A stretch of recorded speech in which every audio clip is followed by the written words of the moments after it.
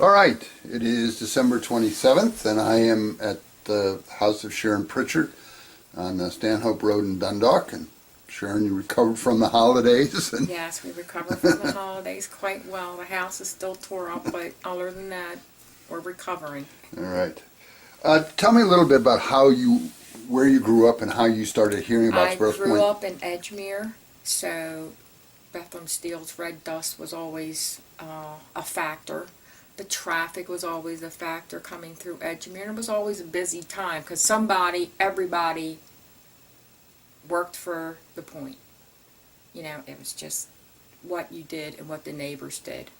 My Uncle Lonnie worked for the point way before I did. Matter of fact, I started down there in the 70s, and he was getting ready. He was looking forward to retirement back then. That's how long he had been down there. He started working down there when he was 13 years old, because back then you didn't need proof of your age.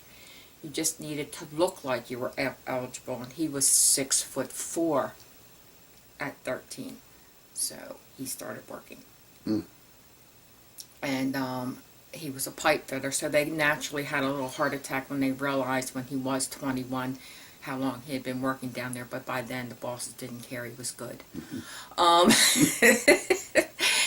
So, like I said, he was one of 10 children, so it was a necessity to go to work. It wasn't a pleasure to go to work.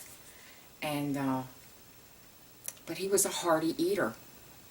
So my house wasn't that far from the point. I mean, you could literally really walk to the point. And so every morning for breakfast, he would come to our house, eat a dozen eggs, a pound of bacon, and a half a loaf of bread, and go back to work. And that was my mother's routine with him for years, it seems like. But he would always kid around and leave a tip on the table. And actually what he was doing was paying for a dozen eggs, a pound of bacon, and the coffee so he could come back the next day. But we grew up with, it was a good place to work. It was dirty. And if you didn't mind getting dirty and you didn't mind working hard, it was an honest job. And that's all you needed to know. I was a single mom working in a restaurant and just was not making ends meet.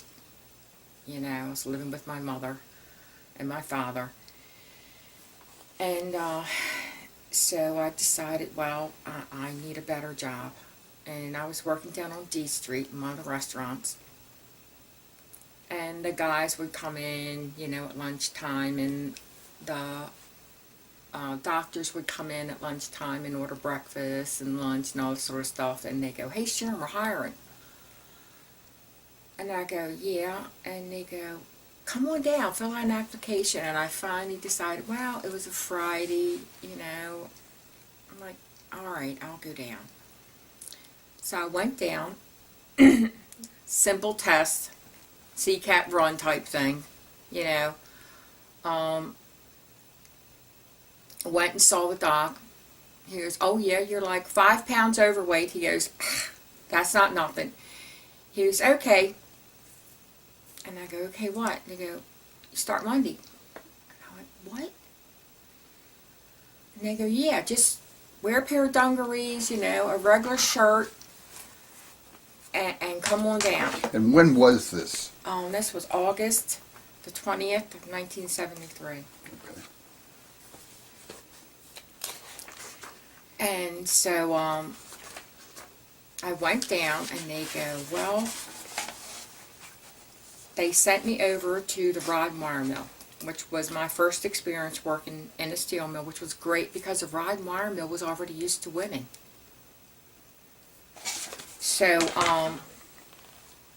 when I got there, my first experience was, you know, the foreman still wasn't too sure what to do to me, because even though they were used to women, they weren't used to women in my department. And Now, let me back you up 1 second. For people who are not familiar with the steel industry, what did the rod and wire mill do? They made rod for the metal roping that you would see on bridges. They made Rebar. rebar, right? They made nails over there. They made pipe.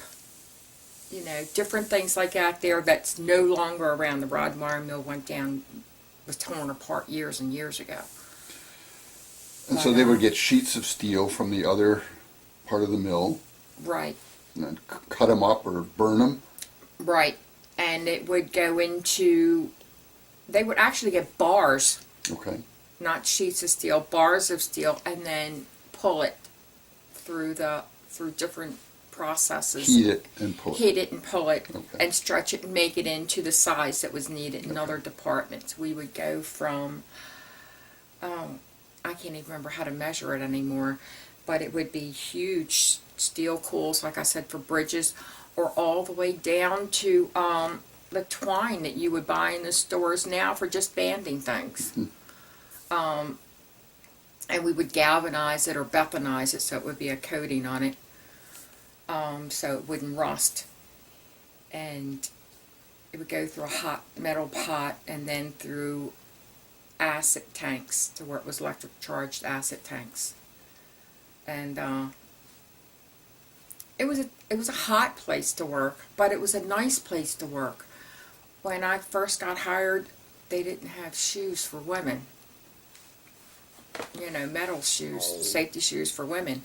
So I was 6 weeks working in my brother-in-law's old safety shoes, which now, if you can imagine, I was a size 7, he was a size 12. We literally duct taped these shoes on so I would, quote unquote, have safety shoes on. I scooted through the mills just on safety shoes because at least the foreman, they didn't care. Just as long as you had them on, they didn't care if they fit. Just have them on. What I didn't know was you couldn't wear dungaree material around acid tanks. It had to be man-made material because the acid ate the dungarees. So the first time you washed them, then you put them on, they just fell apart. So, my very first day for the point, I worked a double. It was great. What was it like going in the first day after you'd heard all the stories? Scared to death. Because you would hear things, you know, like it was dangerous. You had to watch where you were walking at. You had to watch where you were going at. But everyone kind of kept it, you know, hush hush. But on the side, you were always told, be careful of this, don't do that.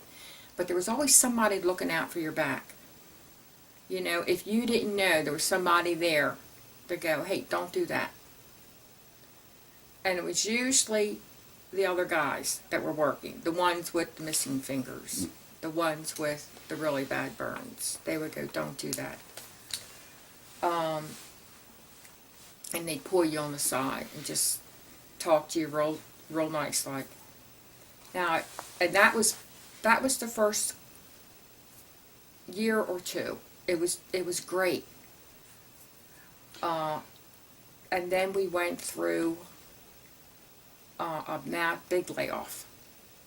The pipe mills went through a real huge layoff, and that was my first experience with unemployment. Oh my God, was that an experience? But well, back up a little bit, because one of the most important parts of your story is about women in the mill. And I was the first woman in my department. Okay. But you said the rod and wire mill was used to having women. Yes, Why was but that? they were, because of Rosie. Rosie led the way, basically, in the finishing side. She was the first. She helped out in the tin mill. She was tin flippers. She was actually worked her way up to a mechanic. Unfortunately, some of them were forced to leave when the men came back to work. You know, because they were there, quote unquote, to fill the man's job while he went to war. And it was literally told to them that they had to leave. So some fought, stood their grounds, and stayed, but a lot of them left. And did women tell you these stories? Oh yeah, they were constantly told. They actually got in fights to where they had to fight for their right to stay. They would tell the foreman, I'm the only one left. Yeah, I had a husband when I came here, but he didn't come back. So now I need a job. And it was because of that that a lot of the women were allowed to stay or did stay. It wasn't as, it was like they paid their price. But they also were treated in a way that was kind of nasty. They were forced to, they had special uniforms for women, to where they had to have skirts down by their ankles, their knees weren't allowed to show, their tops of their calves weren't allowed to show. They had to go to the bathroom in pairs of two. If they were caught talking to a man, they were fired. So they paved the way for us to be able to say hi to another man on the job. They paved the way for us to be able to wear the clothes that we were able to wear, eventually. But, and it was hard for them. But because they showed that they could do the jobs, then it opened up more fields for us to show that we could do the jobs, if just given the chance. But it was still a fight in the 70s to make foremen and men understand that I can't do it like you can do it, but I can still do it. And as the mill became more automated, that became less and less a problem, right? Right. But the rod and wire mill never got automated. Okay. They taught you how to flip 300 pounds on your knee. And it was a trick to it. And the guys kept showing me over and over again how to do it. And eventually it was just, okay, I did it. And then after they showed you a couple times, it was like, oh, okay, that's how to do it. And you could just lower it down, put your knee underneath the coil bundle, and just, because all you wanted to do was just give it a tip, not lay it down. And it worked. And eventually you were flipping 300 and 400 pounds on your knee. You were able to snap with a pair of wire snips. Snap that really heavy gauged wire. You were able to do little butt welds and put things through the eyes of things that you needed to refled the steel through. Did you get hurt? Yeah, you'd get hurt a little teeny bit here and there, but you never made too big of a deal about it. You just always said, oh, well, that's the way it goes, and just kept on going. Because you were grateful for your job. What was the it like first getting time I that got my first first paycheck, oh my God, I went crazy. I couldn't believe that I made that much money. I never had that much money that belonged to me before in my life. And I was living with my mother and father. My father was a baker, so he didn't earn that much money. My mother was a store girl in the bakery, so she didn't make that much money. And here I was bringing home what they were bringing home. And they were struggling, so I went and I'd buy all the groceries, and I'd fill the kitchen up. So we went from what we could afford to now over and above what we could afford. But of course I was a young person, not used to handling money, so my mother snatched a hold of me right away and goes, hold on, girl, I get half your paycheck, we're going to save it because you need a car. Because I was taking a bus back and forth, never had my driver's license, So I was taking a bus back and forth to work, and which was great, because it was number 4 bus. You just hop on that. Right from Edgemere into Right the from point? Edgemere, right to the point. You know, drop you off right where you needed to get dropped off, and every 15 minutes a bus came, so you knew you were going to be there on time. And I was always an early riser or an early get to work, because I hated being late. Didn't want to be late. I mean, I couldn't afford to be late. This was a job that meant too much money to me, so I couldn't be late. Could always be early, stay a little later, never be late. And it helped paying a babysitter. I hated leaving my daughter. I hated working swing shift. But it was the price you had to pay. And then having insurance, health insurance for the first time, oh my God. It was great. This will be the first, next month will be the first month in 40 years that I've never had health insurance. So, as a young woman, were some of the guys helpful and some of them not? Well, in the beginning, they were very helpful. In the wrong way, I can say they were helpful. I had a few foremen that were nasty. I had foremen come out and go, I'm going to fire you. I went, good luck. Because back then, you only needed 30 days to be in the union. You know, and once you got past your 30 days, it was harder to fire you. My uncle had been involved in the steel mill for a long time, so I knew they really had to fight to fire me then. And as long as, like I said, as long as I came to work every day, I did my job every day, and I did over and above what they wanted me to do, then I was great. And the galvanized department was and the Bethanized department were great. Those foremen treated me perfectly. They didn't understand how to take me at first, because they go clean this office. Well, I didn't know any other way. I didn't know the point way of cleaning. The point way of cleaning was sweeping the floor, emptying the trash, and walking out. Well, I wasn't raised that way. I'm a woman. I was a young woman when you said clean, and I looked around and I go, oh my God, these walls are filthy. Look at that mirror. You know, look at this. Look at the lights. I literally ripped that office apart. The foreman come in and goes, what are you doing? I go, you told me to clean. And he just walked out of his office. He went, okay. So a week later, I had done pulled out cabinets, cleaned behind the cabinets. I'd washed windows off that ain't been washed off in I don't know how long. Tore down lights he could actually see in his office. He went, wow. And I did every office in that section that way. He just kept me on daylight for a little teeny while because he wanted me to clean. And it was odd looking at the schedule, because over half the men couldn't read. So the schedule looked like something that kids would put together for Christmas, because they had stars, different colored stars, different colored shapes, and things like that. They're on a real big schedule. And it was because the guys knew they followed their star. And that would show how many days they would work. And then there was 3 blocks. And they knew that they would come in daylight through 11 or midnight.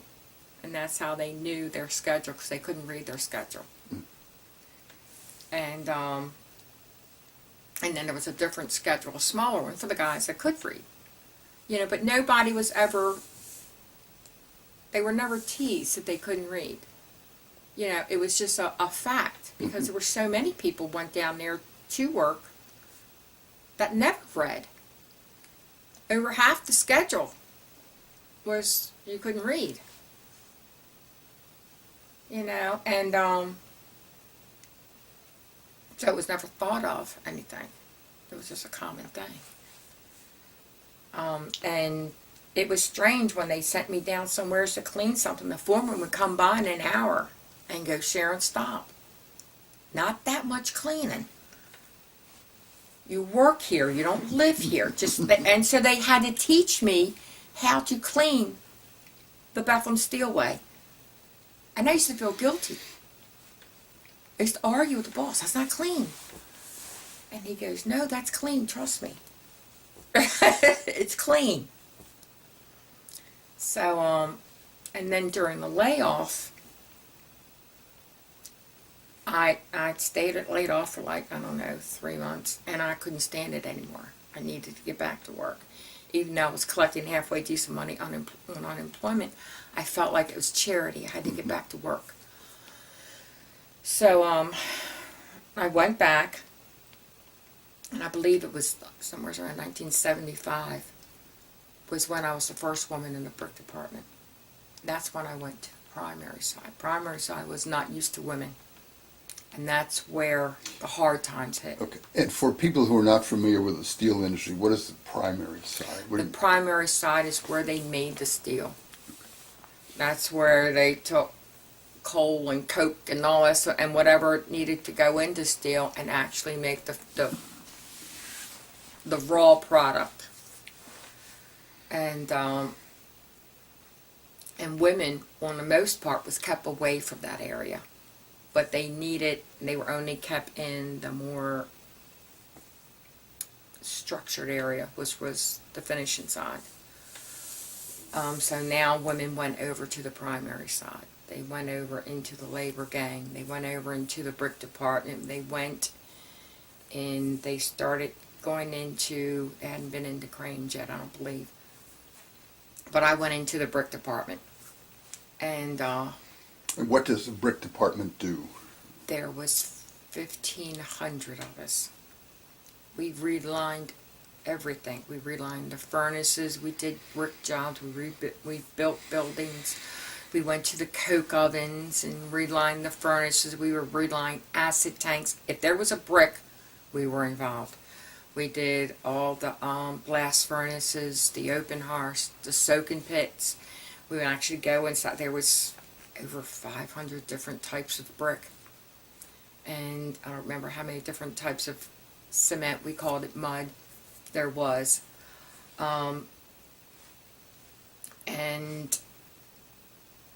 my very first day on the job, I realized the men had an attitude. Because they thought I was just going to be dead weight. And they had gotten a talking to the week before. They knew I was coming on the job. You were the only woman? The first one. The first one. The men were afraid that women was going to change their environment, and the very first week it was proven that it did, because the foreman made them go out and buy new clothes. Because half their clothes were ripped and torn, their butts were showing and stuff, and they're going, no, you can't do that. Not allowed to cuss around, or, the foremen were scared to death. They didn't know what to think. And this was all part of the consent decree? Yes. To move both women and blacks into areas where they hadn't been Women and before. blacks where they had been before. Well, the blacks were already into the brick department. They were mostly the laborers. All right, you had very few, but you did have a few black bricklayers. And the bricklayers were considered A, B, and C grade. Most of the black bricklayers, they were C grade, so they were beginner Apprentices. They were apprentices, right? Even though they were made to do the same exact job. And so when I first went on to the job, the foreman didn't know where to send me at first. They just sent me on a job and prayed that things worked out. I noticed the foreman was on the job that day, though. And that was a totally different atmosphere. I'd never seen so much happening on a job area at one time in my life, where liquid steel was everywhere and things just burnt up, and it was normal. Railroad cars ran off the track, and it was considered an everyday event. People would get burnt or hurt, and that was considered, almost normal. And so you just kind of and the men didn't know how to deal with what I was, there for, because they were already was in a dangerous situation at times, and then had me too to deal with. So the first week or so, they were kind of resentful. They didn't know what they were supposed to show me. And then it got down to where they were willing to show me.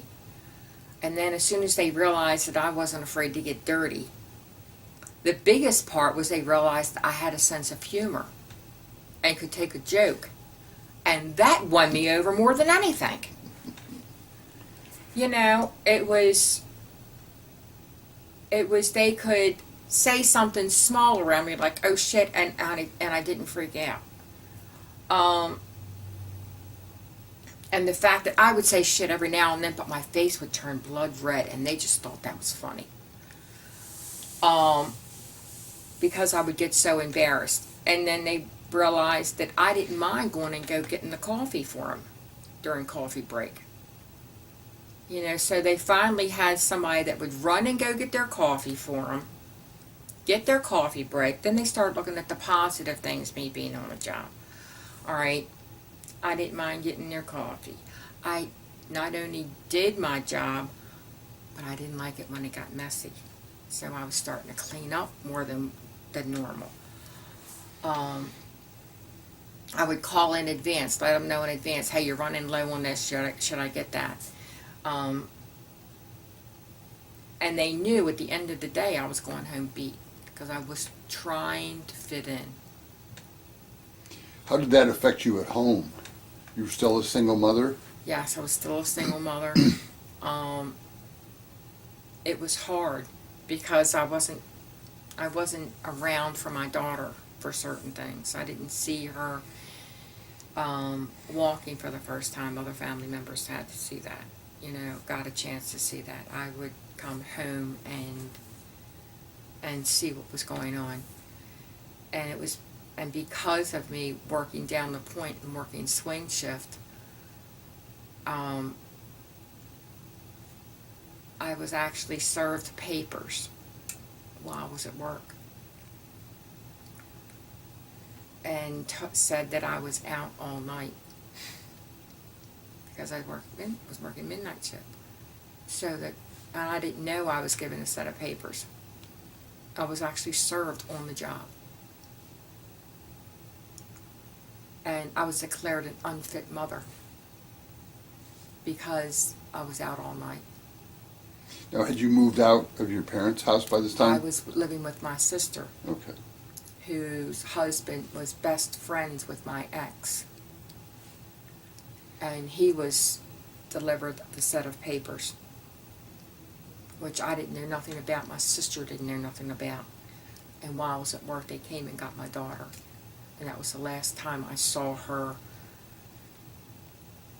probably for 8 years. Because back in those days when you were declared an unfit mother, it would cost you thousands to even maybe get visitation, and there was no guarantee. So I went to like 4 or 5 different lawyers, and they just told me, they go, yeah, you can spend your money, but there's no guarantee you'll ever see her. And where was she sent? Her father's. Oh. Her father got her, who was living with his mother, who then raised my daughter. And it wasn't until she was, I don't know, I think she was 11 or 12. She was taken away when she was 2. So it was, I had spotted her a couple times, and she acted like she was afraid for me to come around, so I just left it.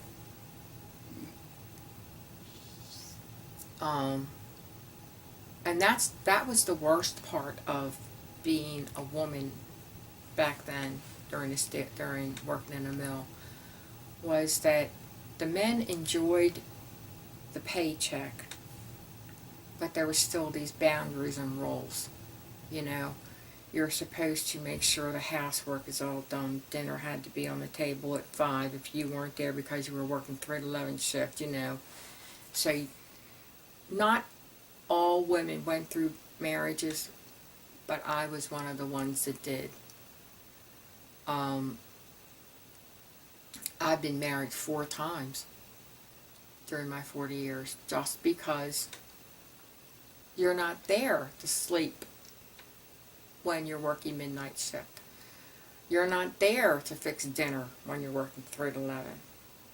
Sometimes when you're working daylight shift, you get there, you leave the house at 5 o'clock, so you had to be on the job by 6. So you may not have been there to send your husband, even though you packed his lunch for him, you weren't there to see him out the door at 7 o'clock because you were already out the door at 5:30. And when you come home, you needed to take a shower and get yourself together to look before you could start dinner.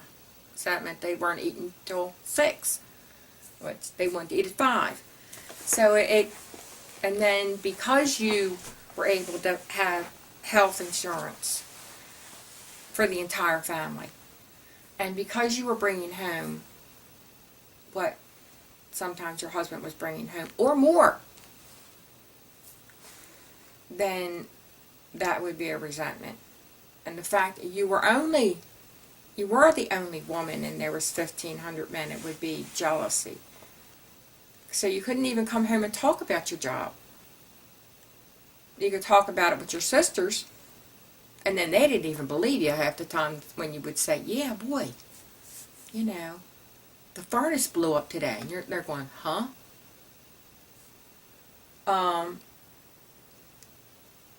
So it was hard to talk about your job with other people unless they were also working down the point. And because the women were so spread out in finishing side, you didn't have the camaraderie that men have. Guys down at work would have fishing clubs and bowling clubs and baseball leagues and things like that there, and the women had nothing. When did Women of Steel start? Women of Steel started, and I don't really know when they started for sure. I know it was the early 60s when I first, not the 60s, I'm sorry. In the 90s when I was first talked about with the Women of Steel. I did not get involved like I should have back then. I was still leery, and mostly because I'd been treated, even though I was treated really good, or I started being treated halfway decent when I was in the brick department. I wanted to file a grievance about something that was made, something minor. I don't remember what it was, but the union left a bad taste in my mouth. Not a good steward, committeeman? No. What happened, do you remember? He told me he could resolve that issue if I went out with him. The steward? The zone man. That's his own man. And so I went, well, that money ain't worth that much. So I'm like, so I stayed away from the union. You would have been in 2610 at this time? Yeah, I was in steelmaking, right. The primary side. And I heard a lot of that from several women. Had gone through the same thing. The primary side, the finishing side, never had that issue that I know of. But the primary side did. So we were not only discriminated against from our fellow employees, but also from the union too. So we had, it was like a double-edged sword. You didn't know, you had to walk a fine line. It took me about a month before the brick department men actually started realizing that I was there. I was going to try, I was actually trying to do my job, and I was doing what I had to do. And then the people that took me under their wings were the ones that were scared to take me under their wings at first, and that was the black men. You remember any of them by name? Oh, God. Bear was one of them. Cliff was a white guy. He took me under his wing. He was an old hillbilly with a Mustang that just loved his car. And they would take me up, they would show me small tricks. Like I was told to take a bucket of cement up on the job site. Well, here I'm walking with this bucket of cement in the middle, you know, and it was heavy. And I got down and Cliff goes, Sharon, you're told to take a bucket of cement. And I'm like, yeah. He goes, they didn't say you couldn't have 2 half buckets. And I went, huh? Put it in 2 halves. Fill up the buckets halfway, put 1 in each hand, and I go out. And I tried it, and he was right. It balanced me out. It wasn't so hard for one hand. It was easier. I could walk straight instead of walking hunched over with one on one side. And I could do that all day then. And they showed me how to load wheelbarrows the right way to where I wasn't tipping them over, to where I wasn't picking up all the weight, because I was putting equal amounts on it, and they're going, no, you want to load the front end heavy. Make the load do your weight picking it up. And they showed me how to use, because there wasn't any place to sit down, and they showed me how to take a great big shovel, lean it against the wall, put my gloves down, and sit on the shovel, and how to use it. And I'm like, wow. How at lunchtime, to make sure you always had one wheelbarrow clean. And you go, why you want a wheelbarrow clean? You know, for your brick to be, take that wheelbarrow, empty it out, turn it, sit it, you know, bring the handles all the way down, and that was a perfect seat. Put a piece of cardboard there and sit, and that's where you would eat lunch. And you're going, no way. And it worked. How to shovel. Because I was always digging in the whole shovel, create suction underneath, just use the tip. And they're going, you're right. All day long you could do that too. And how to pace myself, not to go in there, you know, like a bull in the beginning and then be tired by the end. Pace it, take it slow. They don't care how fast you do as long as you get it done. You know, and so it took me a little while, but they kept telling, you're going too fast. Okay. So I'd start slowing down. And then I realized I could last from 6 o'clock in the morning till 2 or 3 in the afternoon. Because I was doing it a certain way. And then it got to the point to where the foreman would go, Sharon, I'm going to put it to you today, but tomorrow I'm going to take care of you. It went from me being a hinder on the job to being an asset.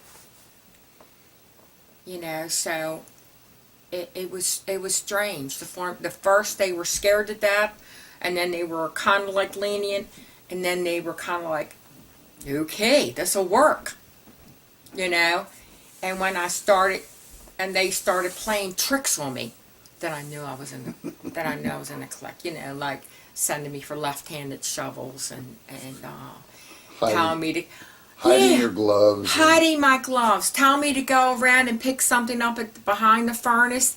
And they were tapping the furnace. Well, they used to tap the furnace with dynamite. You know? And so I'd start walking around behind the furnace, and they'd make sure I wasn't back behind it when they tapped it, but on the side, getting ready to turn. And the guy would be standing there, and he'd tap it, and it'd blow up, and I'd almost have a heart attack. And they'd come out, and they'd be roaring, and I'd go, I'm going to get you, I'm going to get you, I'm going to get you. And they realized I could take a joke, and the first time I played a joke on them, oh my God, they didn't know what to do. They flipped out.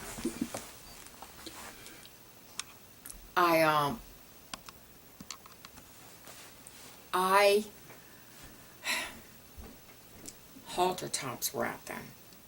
And I don't know if you understand what a halter top was. A halter top was a shirt that tied here, only came in the front, totally covered you up, and then tied around your waist. Right. And I go, this is going to be terrible, but I'm going to get every one of these guys back. If it's the last thing, I didn't know how to, and I go, this is what I'm going to do. And I wore a halter top to work. Well, they didn't know I wore a halter top to work. And I stood out in the middle of number 4 Openhurst with my back turned to them, and I took my long sleeve flannel shirt off. All they saw was my bare back. And they're flipping out. And I turned around and I go, see, I told you, you dirty old men. And I had my shirt on, and they just, from then on, it was like, oh my God, she did not just do that. And And I called them a bunch of dirty old men. I said, "Do you think women come down here for that?" And they go, "No, no, no." I says, "Okay, don't do that to me again." And they go, "Okay, Sharon, we won't." And but that got all over what I had done. You know, that I could take a joke, that I totally got the whole crew back at one time, and I was okay. You know, and from then on, it seemed like in steelmaking, I got along. Now, it was other women that you didn't get along with too much. It sounds stupid because there was no bathrooms. There was only 4 bathrooms in steelmaking. Steelmaking was like 30 acres, 40 acres. So you're like, you'd have to use the men's bathroom. So it would be 2 guys would go with you. One would go in, make sure nobody was in there or shoo everybody out, and they would stand guard while you went to the bathrooms. What did you use for a locker room, or did you have one? Well, at first we didn't have any. And then steelmaking had come up with this brilliant idea, and it worked. They were taking the foreman's locker rooms, and they started taking the foreman's bathrooms and turning them into women's locker rooms and women's bathrooms. Because prior to that, the foreman had separate facilities. They had separate facilities. And they still had quite a few separate facilities because they only had 1 locker room for all the women. Because there wasn't that many of us. Mm-hmm. There was only probably 30, 40 of us. And then they built the brand new locker room down there, became the old locker room. And that housed quite a few women as they hired more women into the primary side. But after I went through the first year, then the following year, by the time I left the brick department, which was probably 4 years later, I think there was like 12 women. So it went from, "Oh my God, we don't want any," to, "Yeah, we'll take them." And because they can do the work. Was it hard? Yeah. It was hard. But I had never been so physically fit in my whole life. Because you walked a mile into work, a mile out, plus you did your 8 hours worth of work. So it was always an adventure. It was always fun. You went to work not only to, it was like going home, it was like seeing your other family. The first couple times I went out, stopped after work with the guys, they thought it was appalling that I bought them a drink. Where'd you go, to Mickey's? Yeah, I went to Mickey's or one of them on North Point Road. The first and last they were called. They've been called so many different things. I figure, well, I'll buy them each a beer. Again, that seems to be customary. Because you always wanted to do what was right. And, man, that was horrible to them. That I actually spent my money on a beer. They go, "No, no, no, no, no." And the same men that didn't want me in the department wound up taking up for me the very first time I went out drinking with them. They actually got into a fight in the bar. What happened? Because we were sitting there talking, about work that day and blah, blah, blah, and there was 2 guys in there that was out of work. And they were bricklayers, and they're going, "You mean to tell me you're the one that got my job?" And I went, "I'm the one that got you. I'm a bricklayer, and I can't work because you're working, blah, blah, blah." Oh, they wanted to cuss me out and all that sort of stuff, and the men just stopped them. They're going, wait a minute. You're not supposed to talk to her like that. She's a lady. I was only 20, but still, I was a lady. And I wanted to get up and hit the guys. It made me so mad, And they're going, "We'll take care of this, Sharon. Don't you just sit there, And they took the guys outside and calmly talked to them. And it was, so it went from, And it was nice to see that. It was nice to see that I could go from people not wanting you there, and you didn't win everybody over all at one time. It was always a struggle. It was always, it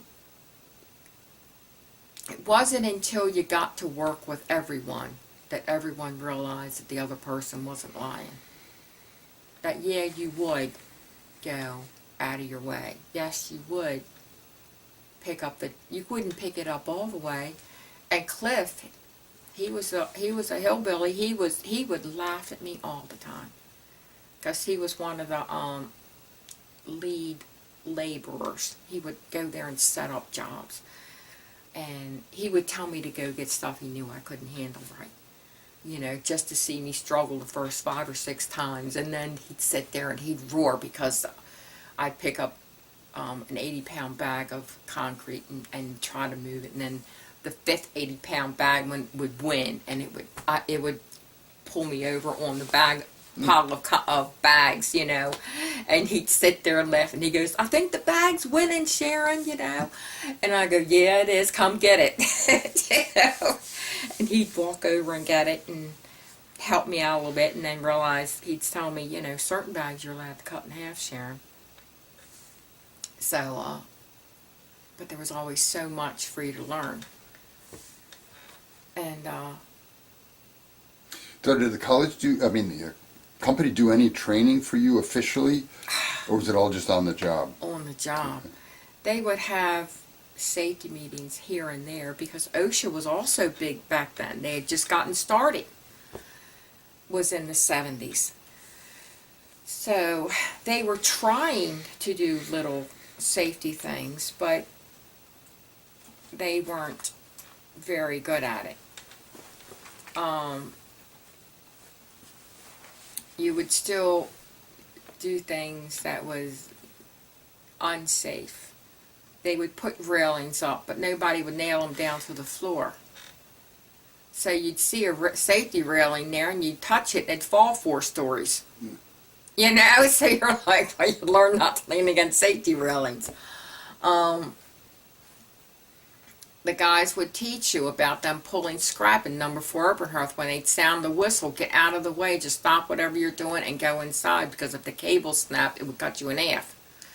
You know, but you got this from the men on the job, not the foreman. The men would do more safety training just as you were doing your job than the foreman would do. Or anything you never got anything from the union. They got your money, but that you never really got anything from them. You could go to a union, and I never went to the union meetings. The guys would tell me about them, you know, they were brawling, they had beer afterwards, or they drink beer during the meeting. You know, and I'm like, well, that's not, I don't need to be brawling at a safety meeting or at a union meeting. And I would hear that there would be a lot of fights there, so I'm like, nah, I'm not looking forward to going to that. So, and that was, I already had a bad experience with the union, so I just stayed away from all that. It wasn't until much later that I started trusting the union again. Mm-hmm. Well, how long did you stay in the bricklaying department? I was there for about 5 years, and then I got hurt. What happened? The brand new locker room. Brand new locker room. All the things I had done in the brick department, you know, pulled this, cut that. I fell getting out of the shower. I went just the way I caught myself. I ruptured 2 discs in my neck. I went, oh, great. So, I couldn't move for a couple of days, and the brick department was very strict. There was no light duty. It was either full duty or none. So I was taken out of the brick department, and I was laid off for a good long time. I was out on compensation because they fought me with fixing my ruptured disc. They sent me to 5 different, they even sent me to a psychiatrist because I told them I could hear stuff grinding in my neck. And So because I could hear things, they sent me to a psychiatrist. I swear to God, they were so nasty to people back then. And they finally sent me to a doctor that went, no, you've got ruptured disc in your neck. That's why you're hearing it, because it's C5 and C6, and it's right near the traveling for your inner ear. That's why you can hear it. So they fixed that, and that kept me out of work for almost a year. And then eventually I went back, but not to the finishing primary side. I went back to the finishing side. And I was in several different departments then. Mostly the labor gang. I was bumped. In the early days, being the first 10 years at work, I was only used to working 9 months out of the year. I never knew what it was like to work in the wintertime, because you were always laid off. That was a slow time. So I would get laid off in November, and I would go back in March. But because I had 10 years, it was okay, because I started getting a little bit of sub-pay money. So I'm like, all right. And by then I was married for the second time, and I had another daughter, so I was raising her. I didn't have too bad of a time. I'd been through the second marriage. I was on to the third marriage by then. And it just, one transaction to the other. And that's when I started realizing that I could get involved in the union a little bit more. I would go to a union meeting here and there, and it wouldn't be too bad. Darlene Redeman had been a shop steward, and I saw that she was a woman being a shop steward. So I'm like, all right, this is a little bit better. And you could talk to the foreman. You could make them. That's the first time I'd read a union book. My full contract. Never read one before.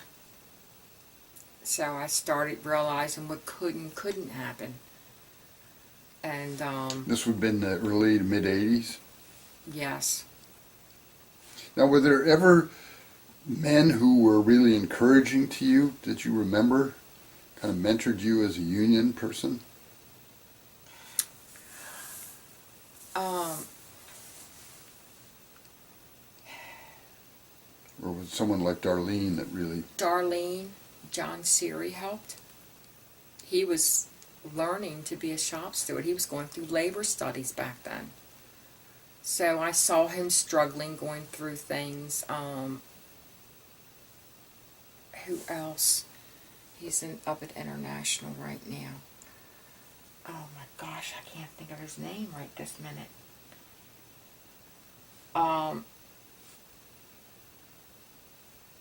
Lenny Shindell helped. There was just so many. It was the cold sheet mill. There were so many different people that would help out. That showed me that, yeah, the union did matter. The union could help out. You would see the union going through there, and they're going, psh, they're not acting right. We're done work for a little while. And the guys would go, okay. And I'm like, holy crap. When the union says you're going to do this, you're going to do this. And that's all. And the foreman understood that too. So, and I realized while I was working on the finishing side that I could go further. That I was allowed to voice my opinion, and as long as I played within the rules, it always helped to come to work all the time. If you weren't one of the troublemakers, then you were one of the ones that was there for solutions. If you weren't always screaming foul play, foul play, foul play, but you were looking for the common ground, then it seemed like you got along better with the foreman. They understood what you were saying. And a lot of the foremen over there really wanted to help. They wanted to make things work better. The only thing I didn't like about anything was that all of a sudden they would just change they would redesign a work area and never took their greatest asset and have them involved in the planning, which was the union person. If I'm going to do a job, ask me the best way to design this to do the job. Don't just design something and go, here you are. And they did that to the 56-inch mill one time, and I was the recorder. And they eliminated a job, which was the bander. And then, so I was supposed to band the coils, record the coils, all that sort of stuff. So I was the first person to do the job. And the banding station was set up so unsafe. It was just, I walked up to the first coil and I just sit there and I looked at it. And I knew enough to say, it's unsafe. Show me how you want me to do this in a safe and orderly manner. From reading the book. And I didn't refuse to do the job. I asked for instructions. And this went on for 2 weeks, every single day. And it finally got to where they understood what I was telling them they had to do. Because every time, the mechanics started showing up drinking their coffee and showing up on the job because they knew they were going to come out and do something else to the workstation. But I got the workstation fixed to where they should have, if they really wanted to do the job, they should have had it like that before they set it loose to us to use. Because they had huge bolts I was supposed to be standing on or trying to walk through. They had a ramp that they had greased that you had to that you had to walk on. And it was oil and was slick like this. And I'm like, I can't walk on that. I'm going to fall. I can't walk on this. I can't walk on that. I can't. You're putting me in a pinch point. I can't go there. And it finally got, the foreman started coming out and just banding the coils for a little while. But it took a little while. But they still, I don't know. It still got to where... Old ways die hard. Old ways dies hard, right. Right. It really did. So you then worked on the finishing side for the rest of your time?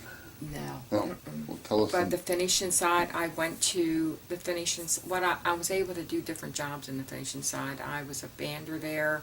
I was a recorder there. And that's where I learned how to run a crane in the finishing side.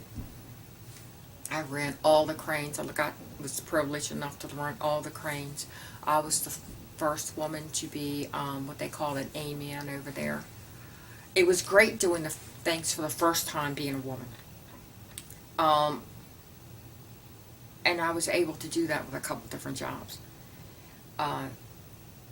So being the first woman to do the job in the rod and wire mill as a bander, and then doing the A-man's job for the first time being a woman, going out and doing relief as being a woman. It showed that you could do these jobs, and the foreman would then relax, and the other team members, people around you would relax, that it was all right. And it was great with Darlene going out there and leading the way for some of us, or showing us that we could do this here. What else was there? My gosh. Then they started developing safety teams. I did not get involved in the safety team in the new coal mill. It wasn't until I went to the primary side again that I started getting involved in safety teams and actually 100% getting involved in the union. And when was that? That was, when did I go back over there? Let me see, I try to write it down so I could remember how long ago it had been. I think it was like early 90s is when I went back to the finishing side. And I went back as a steel pouring crane operator, as a learner. I went back into the BOF as a crane operator. There was other women already in the cranes, which made it easy. Wanda was one of the crane operators. Melody Elsty was a crane operator. So that made it easier to get involved because there was already women doing it. The only thing is they allowed you to have a long period of time to learn the cranes, mostly because you were handling hot metal and steel. And so for somebody who's not worked in the industry, describe what you would pick up and what you'd do with it. Oh my God. You would pick up a hot ladle with a crane, a 425 ton block on the crane. So, or 450 ton blocks on these cranes, and they would go down with 2 hooks, and it's similar to a bucket.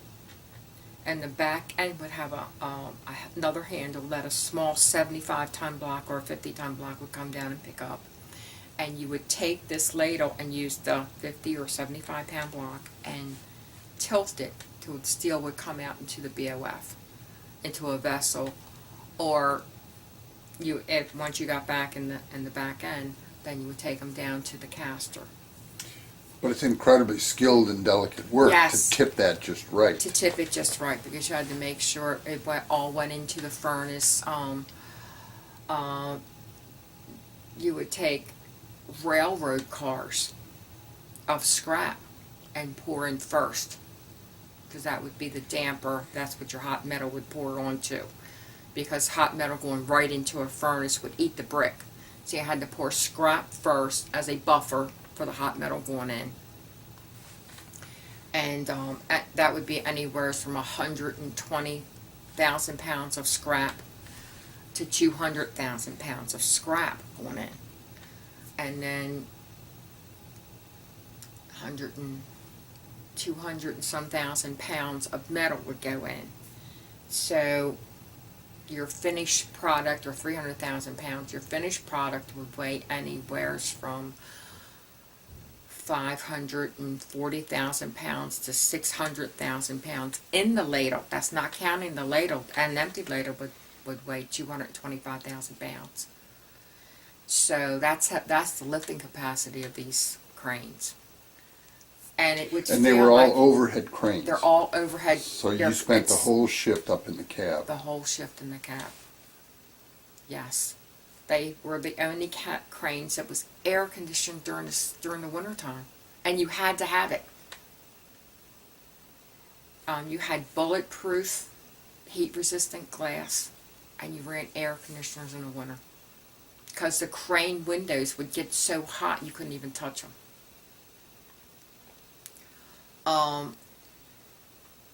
And you had to watch, like in the metal time, you couldn't pour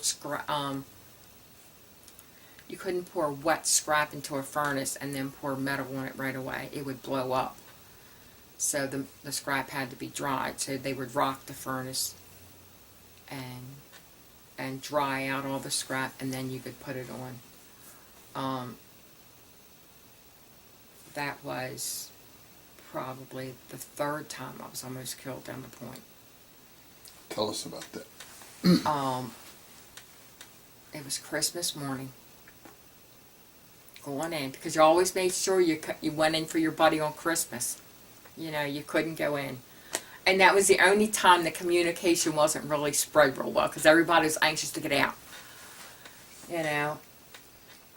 And I went in, and I had a ladle of metal on my crane. The crane operator came down, and I had a full. He goes, "You're next to pour in." I went, "Okay."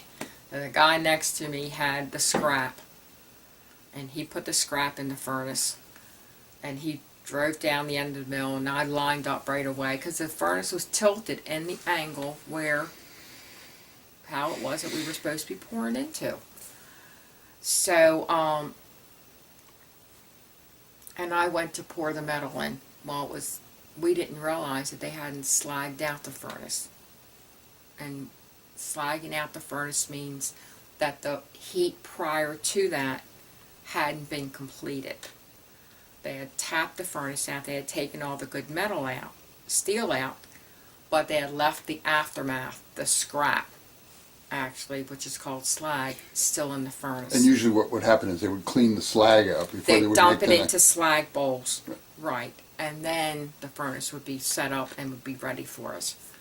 Well, they had just emptied the furnace out of the steel and just rocked it back and didn't realize that they had put it in the position for us to go. And the guy on the floor didn't tell us they hadn't slagged out because he was anxious to get out for Christmas. My crew didn't realize that they hadn't slagged out because they wanted to get out for Christmas, and so we were just walking in for Christmas. And so naturally when I poured the hot iron in, the furnace reacts and it explodes because slag is oxygenized. There's a lot of oxygen in it, and it acts like a cannon.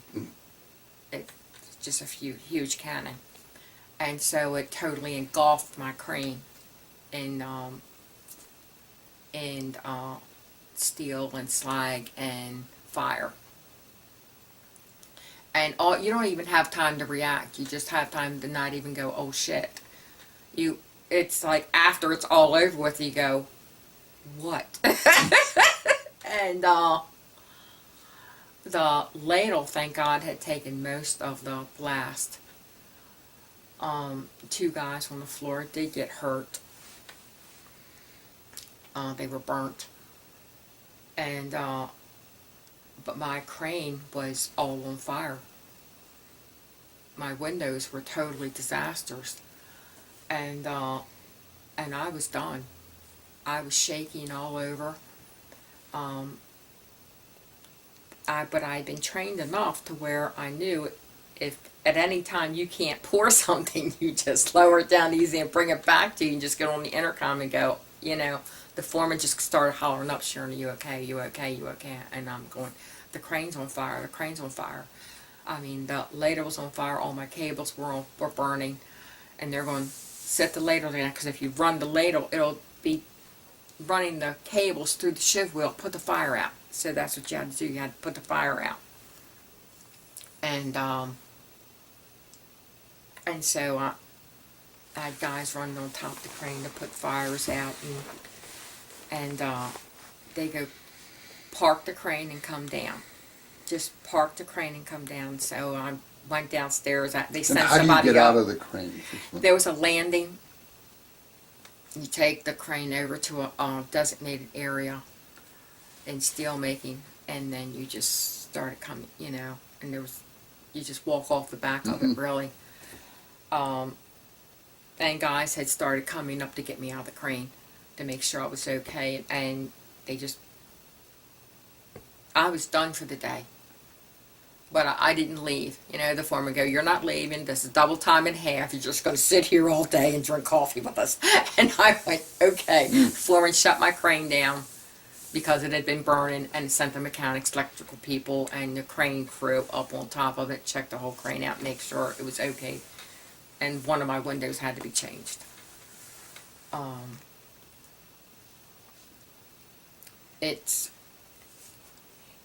You go through things like that, and you have to go back to work the next day. And I'd learned that from over in the finishing side, where I had witnessed a death. What was that like? That was horrible. I watched Mr. Flowers. I was working with him, and he was run over by a fork truck. He was just a month or so away from retiring. And he was working 4 hours over. That's all it was. We had changed backups on the mill, and all he was supposed to be doing was sending the backups to the repair shop. And we had sent 4 of them back. And he says, wait a minute, Sharon, I'm going to go get some help to finish doing this. And I went, all right. And Mr. Flower always walked, a little slow. He was a little older, he's getting ready to retire, and he was a mechanic. And there was no designated walkways back then. And he walked, and as he did, the fork truck, the boom tractor, which they're huge. Mm-hmm. Boom tractors are really big, and they have dual controls, one on each side. And the boom tractor was on the right side, and Mr. Flowers was approaching him on the left side, so the gentleman didn't see him coming. And he drove to pick up a coil off the 56-inch mill, and Mr. Flowers walked right in front of the tractor, and he ran him totally over. And Mr. Flowers was drug a little bit with the tractor. So I looked down there and I realized that it looked like he was repairing a flat tire. But you knew he couldn't be, because there was only a few inches between the tractor and the ground. And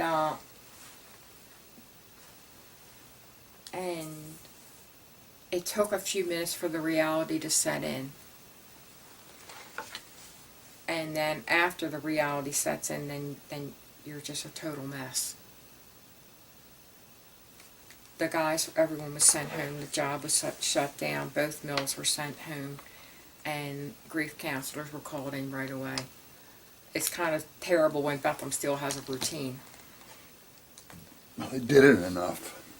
They had a routine to what they did when a man was killed on the job, because there were so many men killed on the job. For years, at least one, maybe 2, would be killed down there. We were considered, this plant was considered the most dangerous place to work in the United States because of how many people were killed down here all the time.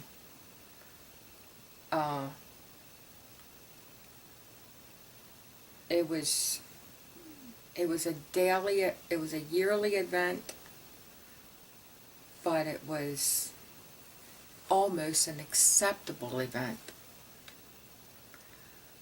You knew about the deaths. You didn't hear all the time about the amputations. Mm-hmm. Because they were all covered up. The deaths couldn't be covered up.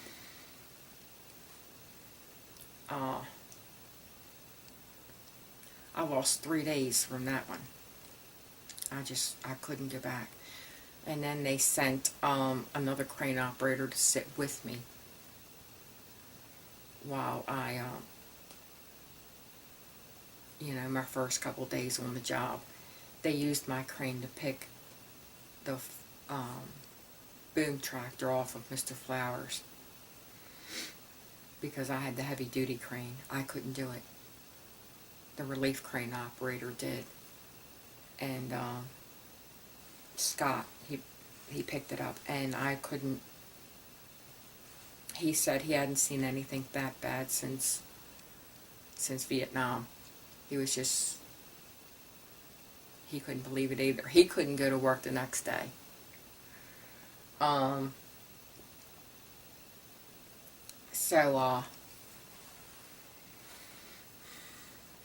But you accepted it. You got angry, you were sad, you'd cry, but it was something that was so common that you understood it was part of, and you didn't realize that it didn't happen everywhere. You thought because this was something that you grew up with, that this was accepted. And this was commonplace, and this happened no matter where you would work. You know, you didn't realize it didn't happen wherever you worked at. The people weren't killed every year on your plant. But there was 30,000 people when I first started down there. It was a city of itself. Bethlehem Steel was handed their own chemical permit to have whatever they wanted down there. And they did.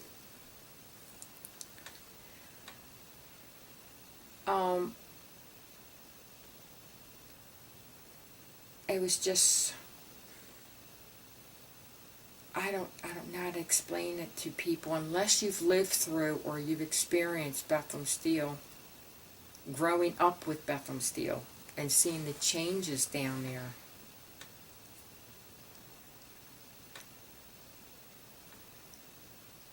Then you don't really understand it.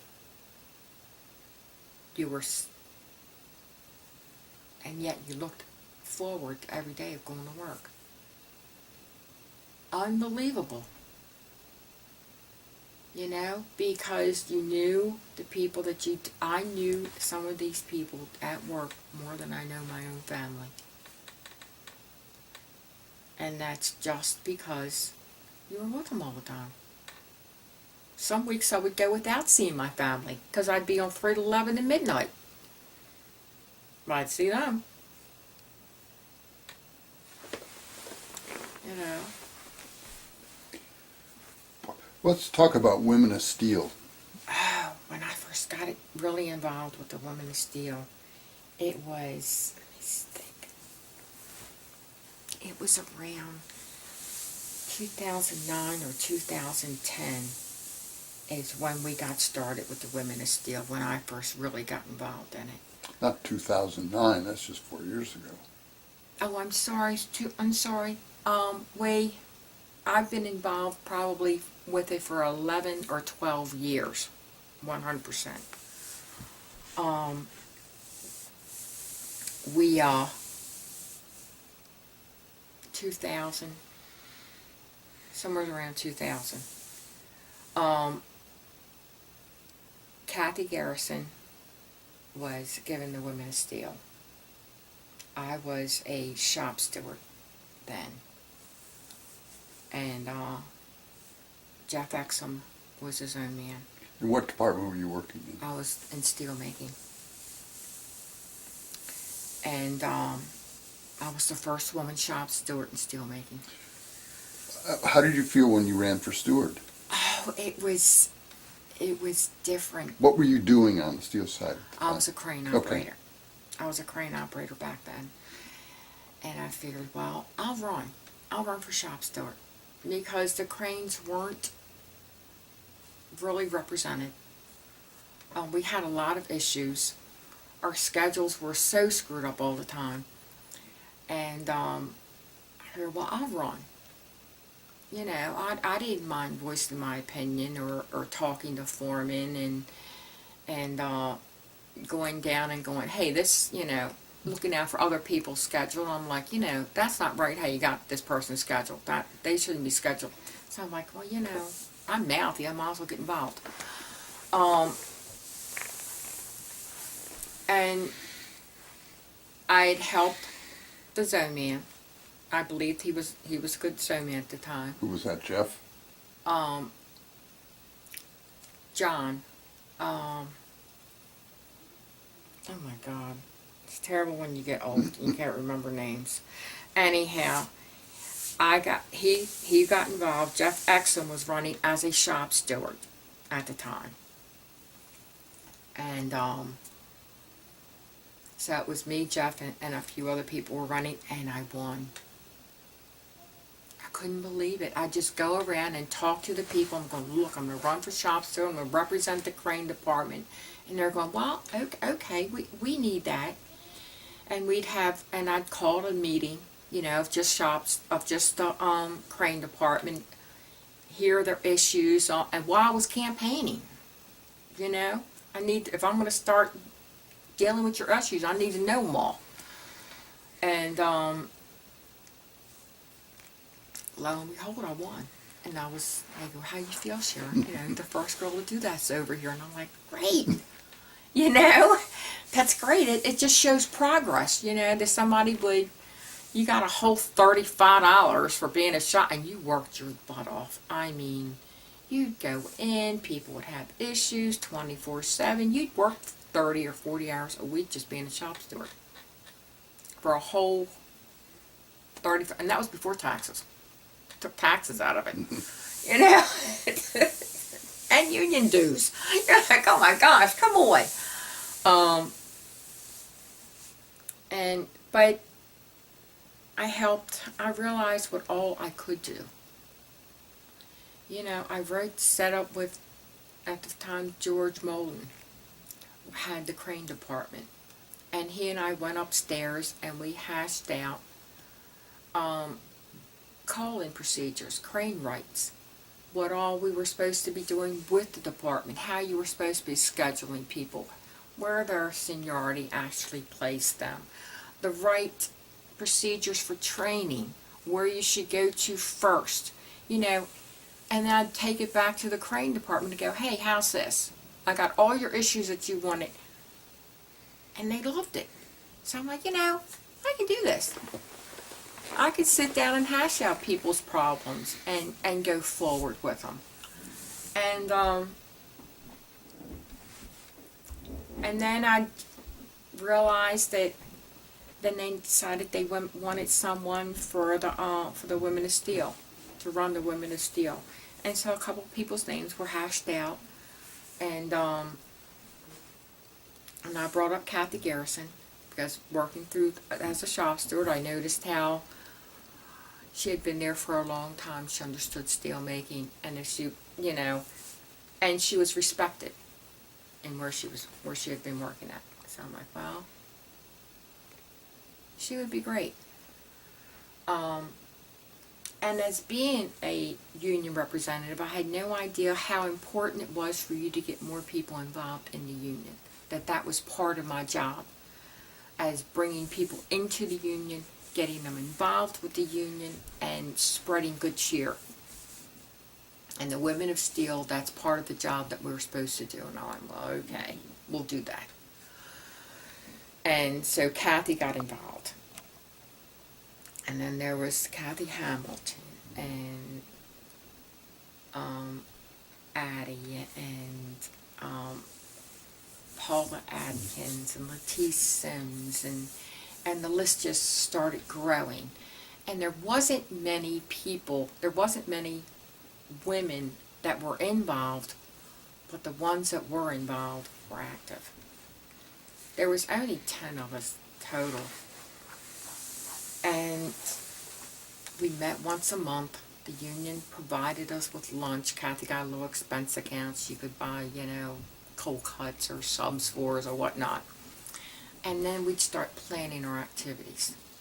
And man, our activities we just thought of different ways that we could involve the women, and getting the women involved in the mills and taking on small projects.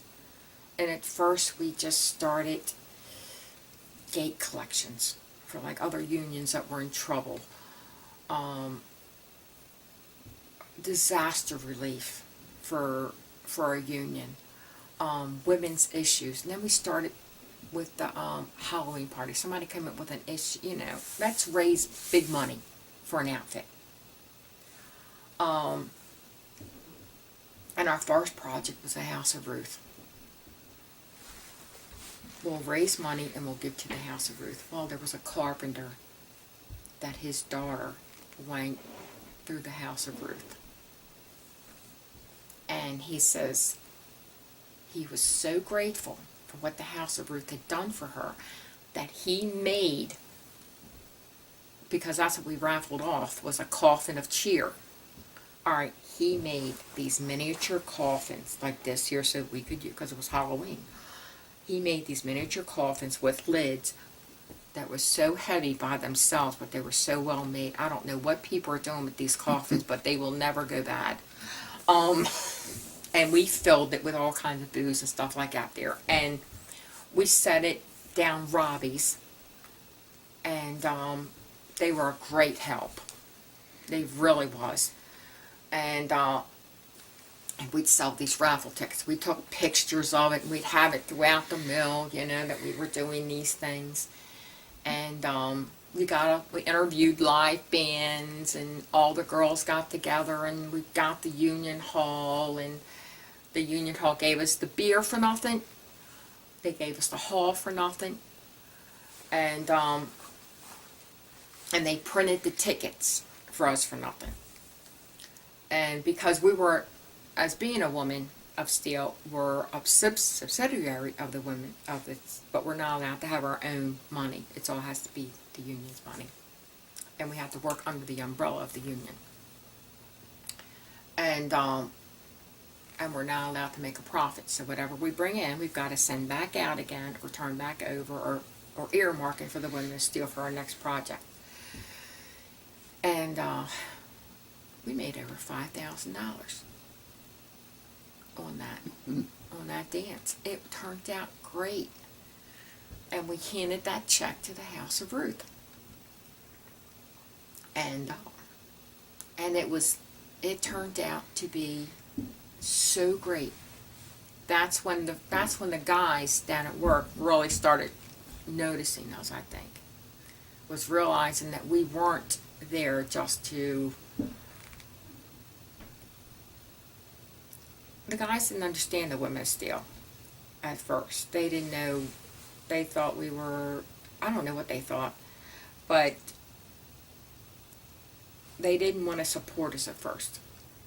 And after they saw what we had done and what we were doing with the money, and understanding that we were just there to get word to them, messages to them from the Union Hall, because we would send the word out what had happened at the last union meeting, that we were an asset to the union and to their areas, and not something plotting against them. That from then on, they started to support us. The union always seemed like they supported us. It was just, or they tried to support us. It was just the men in the mill didn't know how to deal with us. And then they got more and more involved, or understood what we were doing more and more. And we would take up food drives, and we would tell them we're getting ready to stand out and collect money for this union, or that we were out there collecting money for that disaster, and they would be there for us, and we were collecting money for the Maryland Food Bank, and we would collect some money.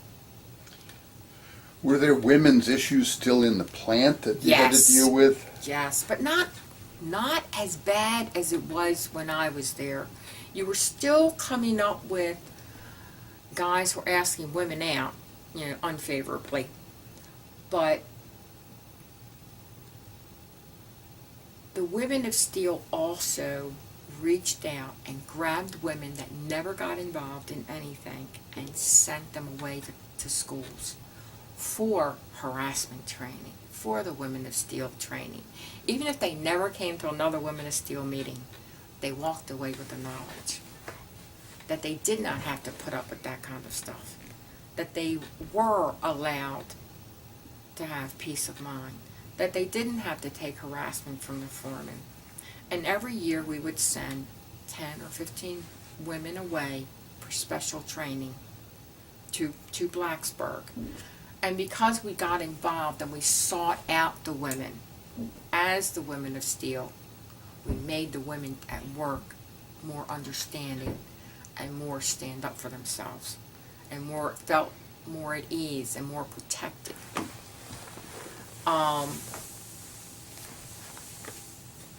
And the men at work understood that the ladies were more protected, and they weren't going to put up with this kind of harassment anymore. But at the same time, the guys started understanding too that we were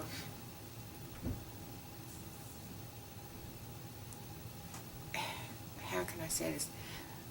that they should treat us like they would treat their own wives or their own daughters, and that we weren't supposed to be treated like some tramp that they met down the bar the night before.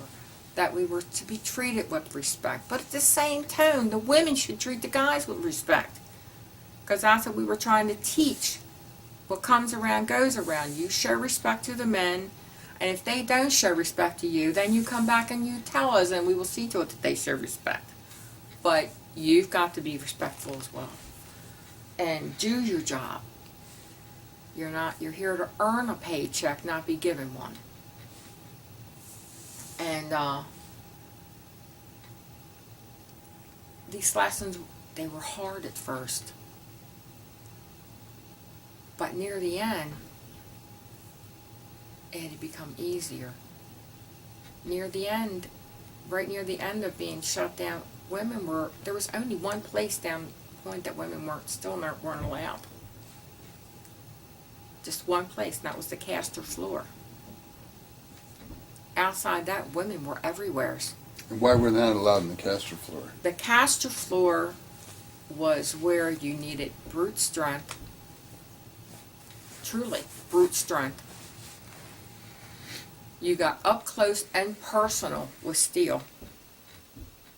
When you had a ladle that was not opening, you had to wear the silver jacket, you had to wear the hood, you had to be able to pick up bend rods, push them up underneath, and you got closer to steel than I am to you. Mm-hmm. All right? And you were out there for long periods of time at time. That's the only thing that I can truly say was not a woman's job. And only because of throwing there's no way to cut them down. Throwing 100-pound bags constantly. Throwing 40, 50-pound bag constantly. You couldn't say, hey, come on up here and pick this up. No. There was times that you had to have the upper body strength to do the job right away. And it wasn't not only depending on the steel being made properly, it could be depending on whether you lived through it or not. So that was a place where that being a woman activist, that I agreed, nope, that's a guy's job. All right, so just as Women of Steel, you were getting involved, Bethlehem Steel was starting to go downhill. Yes. What was that like? That was unbelievable. That was something that you had heard for 20 years. You had heard it so often that it was like somebody saying, the weatherman coming on going, it's going to snow tomorrow in December. Yeah, okay, it's going to snow in December. And it didn't snow. You're so used to it, that it was just a rumor, always a rumor. And then when they started going through hard times, we knew, because of our location and our deep water ports, how valuable our land was. Unfortunately, the fact that we're on water and the value of our land is what killed us.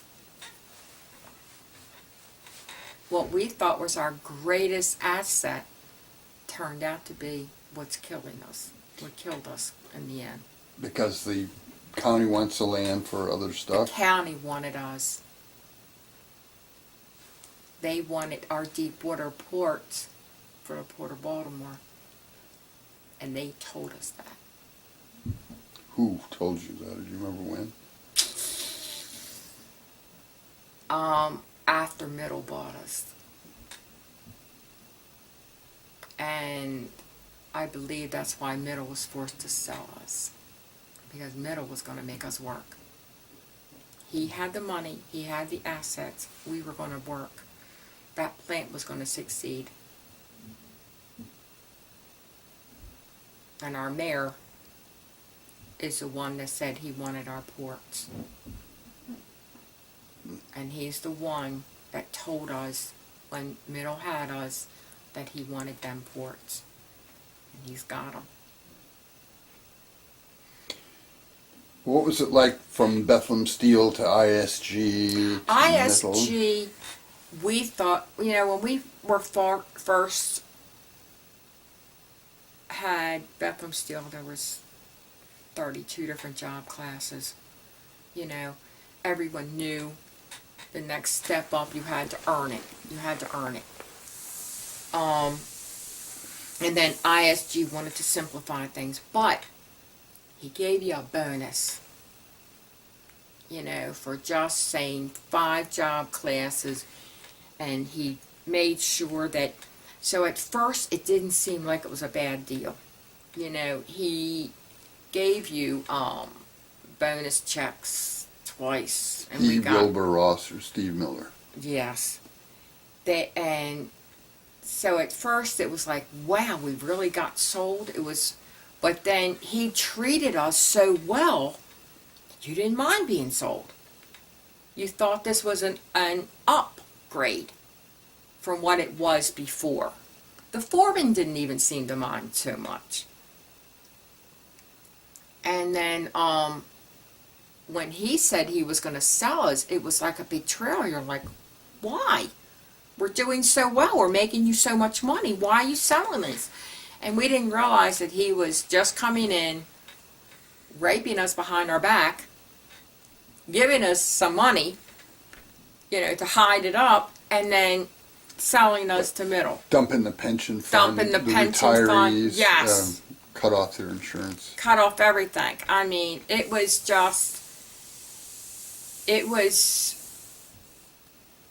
such a bad backslap for some people that you couldn't realize. It all moved so fast. It was all, by the time you got used to one thing, something else was getting ready to happen. And you were told by the union in advance that something else was coming down the pipe. So before you 100% settled your mind into this, you had this looking at you. And it stayed that way until the end. So it was such a turmoil of emotions that the only thing that you could do was run on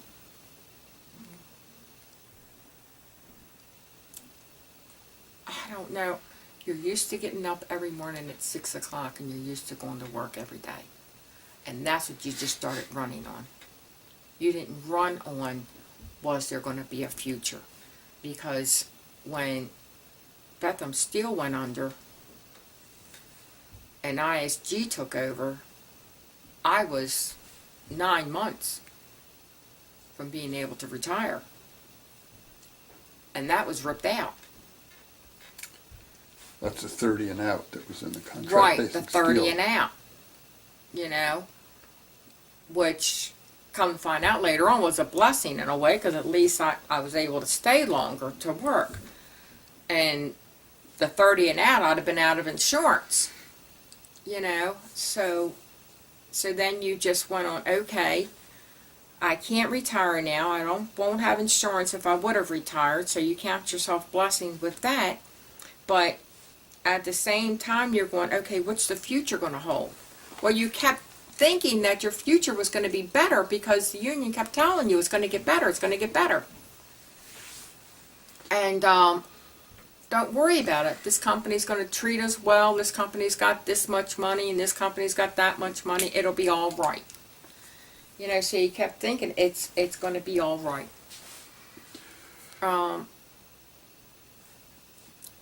So every time we were sold to another company, it was supposed to be all right.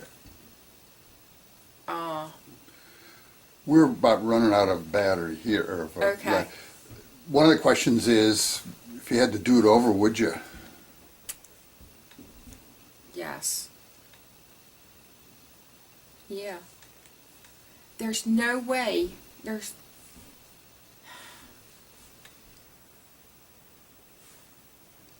For a single person, for a single mom, there was no way I would have been able to help my children do what they've done today, or help my grandkids, or help my parents the way I've been able to help my family and friends.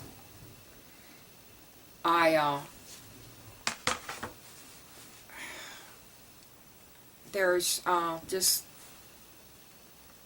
would I do things different? Yes. Yes. I would have planned things a lot better. But no one ever thought the doors would ever be totally shut. So what are you doing now? Going to school And studying? and studying safety and health. Okay. I still have the TRA, I guess, to back me up for a little while. I don't remember when that's supposed to run out. I think I've got 6 more months of that in order to collect. Unfortunately, then I'll only be 61 and a half. So I'm still too young for Social Security. But I don't know if I'm young enough to find a job. So I'll be 6 months without probably anything for a little while.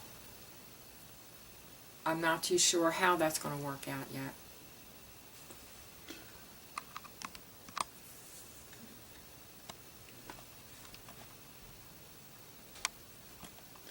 All right. I want to say thank you. A lot more stories. We just ran out of space here. Right.